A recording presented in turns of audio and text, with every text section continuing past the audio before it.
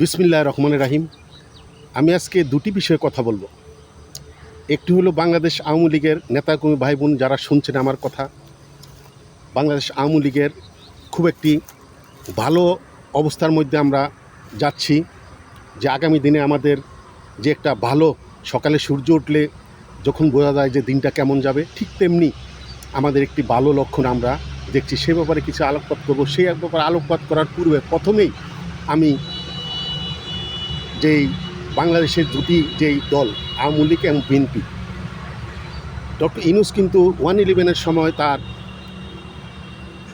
প্রচেষ্টা ছিল যে দুই নেত্রীকে মাইনাস করার জন্য, -2 ফর্মুলা, ওটা সে বাস্তবায়ন করার জন্য সে উঠে পড়ে লেগেছিল। কিন্তু এখন সে মনে করেছে শেখ হাসিনাকে ফাঁসির রায় হয়েছে, সে আর বাংলাদেশে আসতে পারবে না। আর খালেদা জিয়া এখন মৃত্যু পথযাত্রী, তাই তাকেও মাইনাস করার জন্য, মাইনাস হওয়ার পথে আছে বলে ডক্টর ইউনূসের যে প্রতিক্রিয়া, সে আজকে প্রতিক্রিয়া জানাইছে যে খালেদা জিয়াকে রোগ মুক্তির জন্য সে দোয়া চেয়েছে। এটা কিন্তু সার নাটক। আসল ব্যাপারটা হলো তে কিন্তু চাচ্ছে যে খালেদা জিয়া মৃত্যু হোক এবং শেখ হাসিনা আর বাংলাদেশে আসতে না পারে। কিন্তু আমি একজন সচেতন নাগরিক হিসাবে, একজন বঙ্গবন্ধুর শ্রমিক, আওয়ামী লীগের একজন কর্মী হিসাবে আমি মনে প্রাণে চাই খালেদা জিয়া অসুস্থ হোক, যাই থাকুক, আল্লাহ তাকে বাঁচিয়ে রাখুক। কেন তিনি যেভাবে তার স্বাস্থ্যের যে অবস্থা, বয়সের বার্ধক্য কারণে বিভিন্ন রোগে আক্রান্ত হয়ে তিনি কিন্তু এখন খুব অসহনীয় অবস্থায় আছেন। তিনি বেঁচে থাকুক। তিনি বেঁচে থাকলেও রাজনীতির মাঠে তিনি আর সুস্থ হয়ে রাজনীতির মাঠে থাকতে পারবে না, এটা সত্য। কিন্তু তবুও আমি চাই না এভাবে একজন নেত্রী মারা যাক। তিনি থাকুক। তিনি থাকলে বিএনপি দলটা থাকুক। এবং আওয়ামী লীগ খেলবে কার সাথে? রাজপথে খেলতে হলে তো এই বিএনপির সাথে খেলবে। বিএনপি যদি দলটা না থাকে, আওয়ামী লীগ কার সাথে? জঙ্গিদের সাথে খেলবে। তাই আমি চাই সে বেঁচে থাকুক, তার জন্য আমার দোয়া রইল। এবং বিএনপির ভাই বোনেরা যারা শুনছেন, তাদের প্রতি আমার সহানুভূতি, সহমর্মিতা রইল যে আপনাদের নেত্রীর প্রতি আল্লাহ তাকে বাঁচিয়ে রাখুক। এবং যে কথাটা আমি বলবো, রাজনীতি আওয়ামী লীগের নেতাকর্মীদের ভাই বোনদের উদ্দেশ্যে বলবো যে রাজনীতিতে কিন্তু আমরা উপরে যেই বক্তৃতা দিচ্ছি, রাজপথ গরম করছি, টকশোতে নানান কথা বলছি, নেতা নেত্রীরা যা বলছে, এটা কিন্তু রাজনীতি না। আসল রাজনীতি হলো,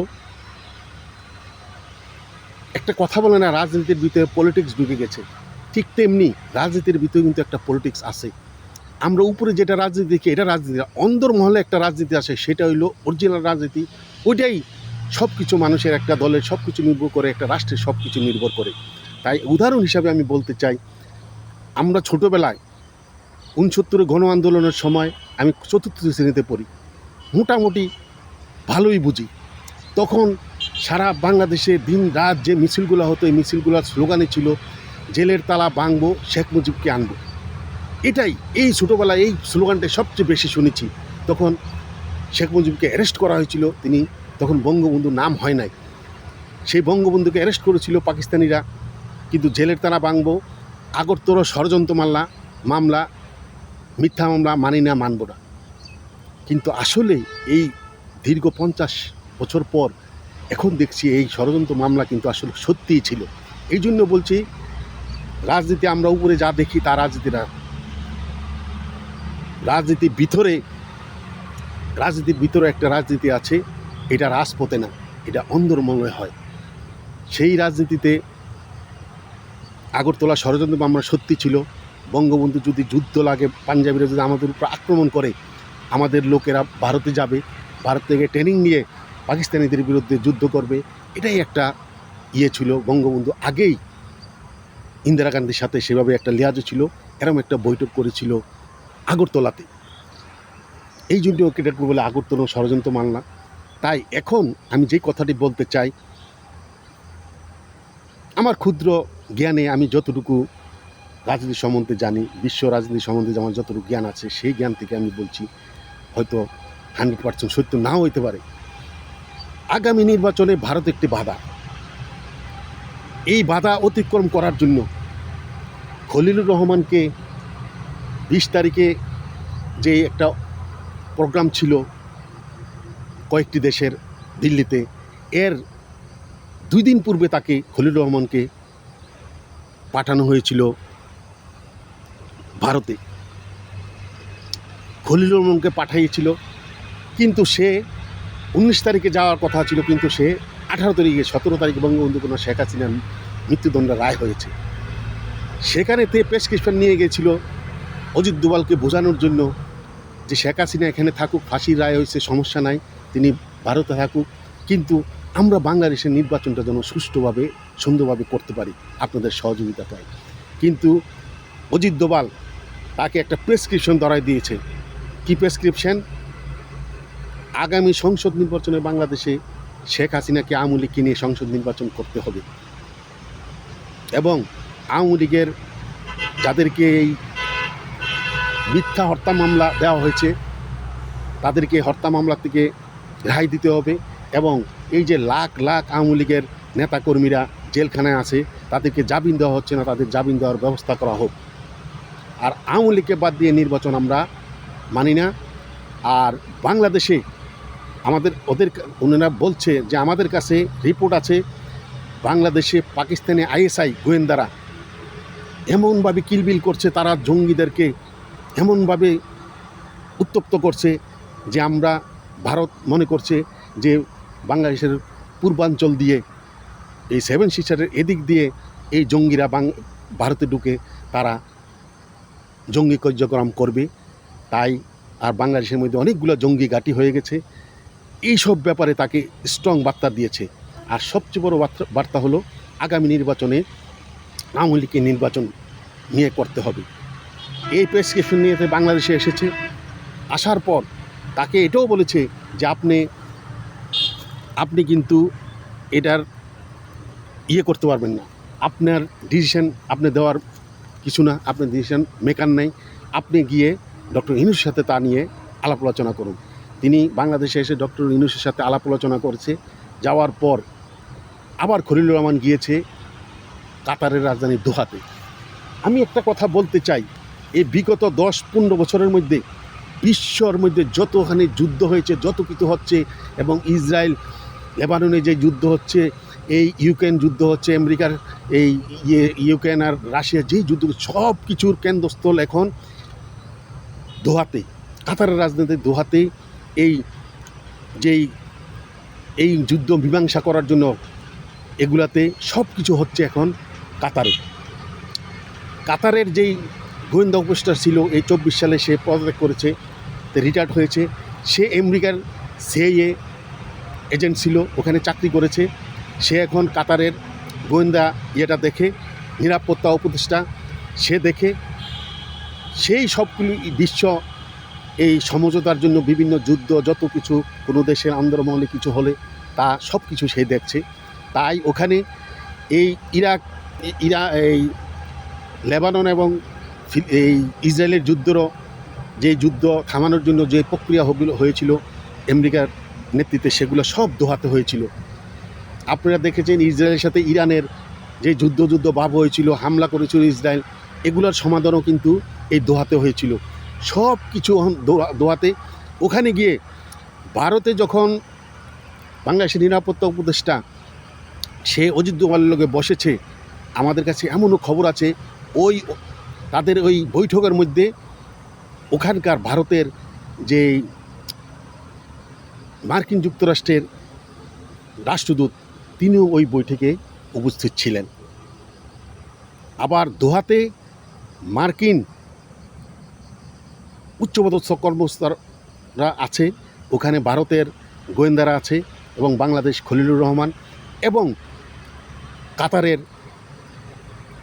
এই উপদেষ্টারাও ওখানে আছে।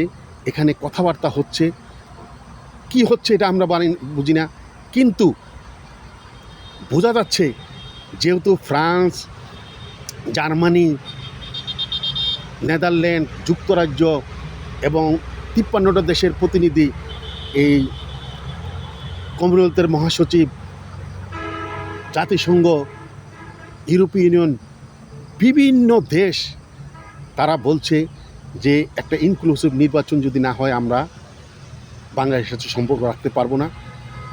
আওয়ামী লীগকে সহ একটা ইনক্লুসিভ নির্বাচন হোক, এটার জন্য সবাই তাগাদা দিয়েছে। আপনারা দেখেছেন অজিত দোভালের সাথে যখন বৈঠক হয়েছে, ওখানেও ভারতের আমেরিকার রাষ্ট্রদূত ছিল। দোহায় বৈঠক হয়েছে কয়েকদিন, ওখানে খলিলুর রহমান ছিল। ওখানেও বৈঠকে ভারতের গোয়েন্দা, আমেরিকার গোয়েন্দা, দোহার কাতারের গোয়েন্দা, বাংলাদেশের খলিলুর রহমান থেকে ওখানে আলাপ আলোচনা হয়েছে। দিনের আলোর মতো স্পষ্ট যে আওয়ামী লীগকে নিয়ে নির্বাচন করার জন্য তারা তাগিদ দিয়েছে। কিন্তু এই সরকার, ইউনূস সরকার বলছে আওয়ামী লীগকে নিয়ে নির্বাচন আমরা করতে রাজি, কিন্তু বর্তমান আওয়ামী লীগ থাকতে পারবে না। আইবি রহমান, সাবির হোসেন চৌধুরী এবং আমাদের যেই সংসদের স্পিকার ছিল শিরিন শারমিন, তাদের নেতৃত্বে আওয়ামী লীগকে এগিয়ে যাক, আমরা তাদেরকে নিয়ে নির্বাচন করতে চাই। কিন্তু বাংলাদেশ আওয়ামী লীগ কোনোভাবেই, আমরা শেখ হাসিনা বাংলাদেশ না আসলেও শেখ হাসিনার নেতৃত্বেই বাংলাদেশ আওয়ামী লীগ নির্বাচনে যাবে, এর ব্যতিক্রম হবে না। কিন্তু এর ব্যতিক্রম হলে আওয়ামী লীগ নির্বাচন যাবে না। খলিলুর রহমান কাতার থেকে এসে আজকের নিউজ, আজকে সকালে 1 ঘন্টা বাংলাদেশের আমেরিকার রাষ্ট্রদূত ট্রেসি ওর সাথে 1 ঘন্টা আলাপ করেছে, সকাল 10টা থেকে 11টা।